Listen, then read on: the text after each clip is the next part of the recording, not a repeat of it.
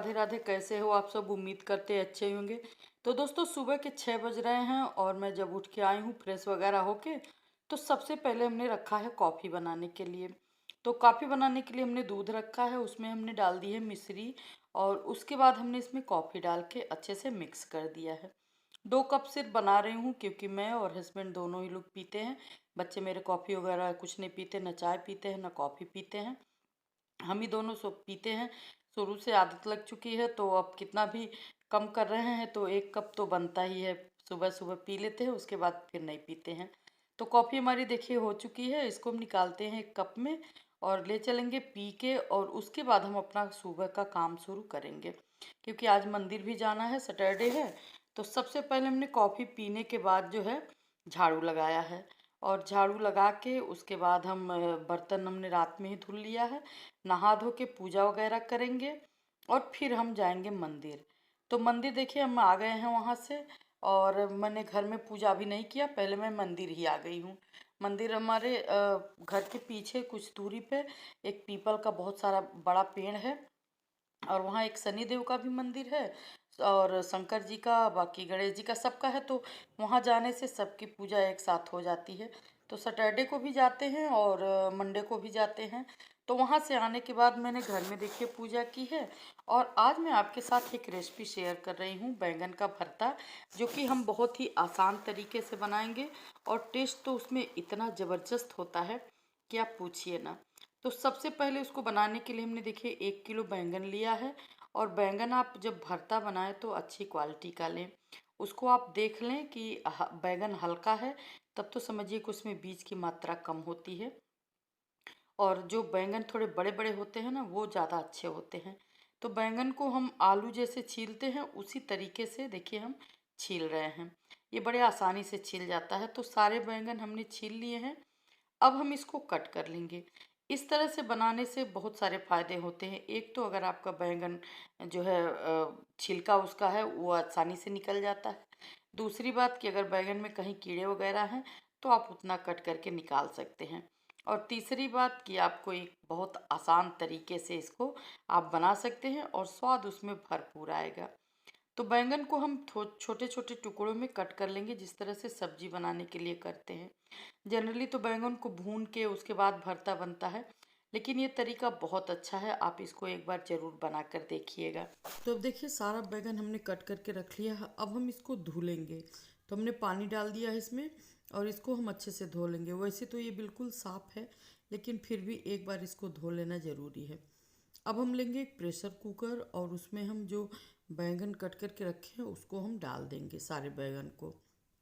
उसके बाद हम इसमें डालेंगे थोड़ा सा नमक, और पानी बिल्कुल नहीं डालेंगे, बस थोड़ा सा नमक डालेंगे और उसको अच्छे से मिक्स करके, और फिर हम धीमे आंच पे इसको रख देंगे।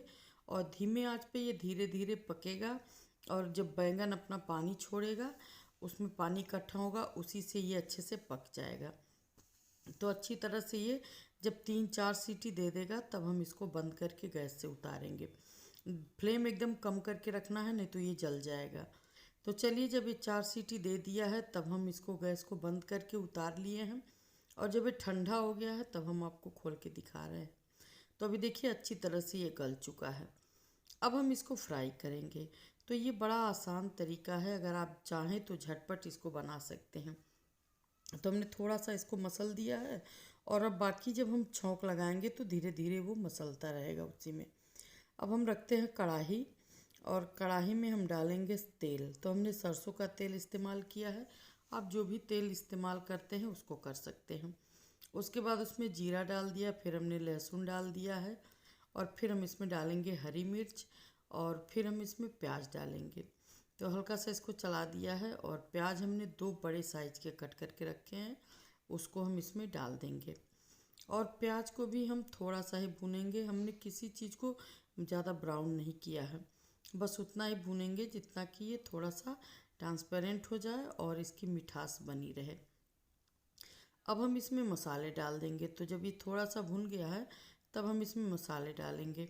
तो मसालों में हमने इसमें डाल दिया है हल्दी पाउडर, और उसके बाद हम इसमें डालेंगे कश्मीरी लाल मिर्च, जिससे सब्ज़ी का कलर बहुत अच्छा होगा।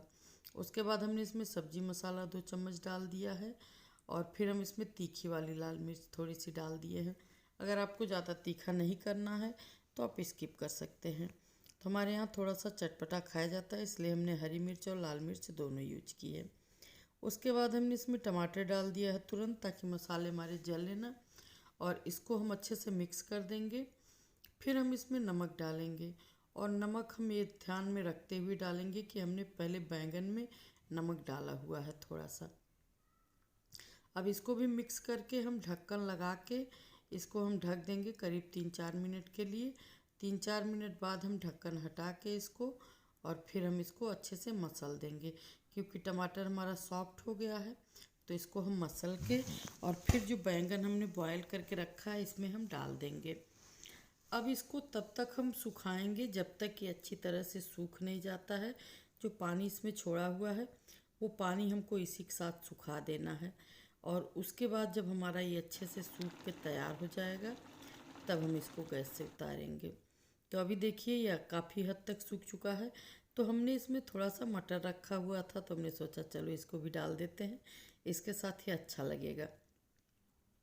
अब हमने इसमें डाल दिया धनिया, जब पानी पूरी तरह से सूख गया है इसका, और उसको भी हमने मिक्स करके और फिर इसको गैस से उतार के हमने इसको सर्व कर लिया। तो आज के लंच में हमने बनाया है भरता बैंगन का, और उसके बाद दाल फ्राई बनाई है, फिर हमने बनाया है रोटी और चावल। ये सारी चीज़ें हमने तैयार की हैं घर में खाने के लिए। और शाम के नाश्ते में देखिए हमने बनाया था ये टिक्की, ये आलू और पनीर की टिक्की है, जो कि बहुत ही स्वादिष्ट बनी थी। और अब हम जाएंगे नाश्ता करने के बाद फिर से दोबारा शाम को मंदिर, क्योंकि शाम को सरसों के तेल का दिया जलाते हैं पीपल के नीचे। तो मैं वहाँ चली आई हूँ। पूजा करके जब आऊँगी फिर मैं जाऊँगी बाज़ार, क्योंकि नवरात्रि के सभी सामान हमको ख़रीद के ले आने हैं। तो यहाँ मंदिर पे पूजा करके जब मैं घर आई हूँ तब मैं गई हूँ बाज़ार। इतनी भीड़ थी तो मैंने एक छोटी सी दुकान देखी जहाँ सारी चीज़ें उपलब्ध थी, लेकिन दुकान थोड़ी छोटी थी, तो यहाँ भीड़ कम थी। तो हमने सोचा यहीं से सारी चीज़ें लेते हैं। तो हमने यहाँ से सारी सामग्री खरीद ली है जो पूजा की है, और अब मैं आपको घर चल के दिखाऊंगी।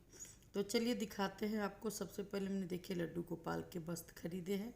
तो इनके हमने 2 खरीदे। एक ये सिंगल पीस ही था लेकिन बहुत खूबसूरत था, तो एक हमने इसको ले लिया, और दूसरा हमने जो पहले दिखाया है वो वाला लिया है। और फिर हमने चौकी सजाने के लिए कुछ अबरी ली है।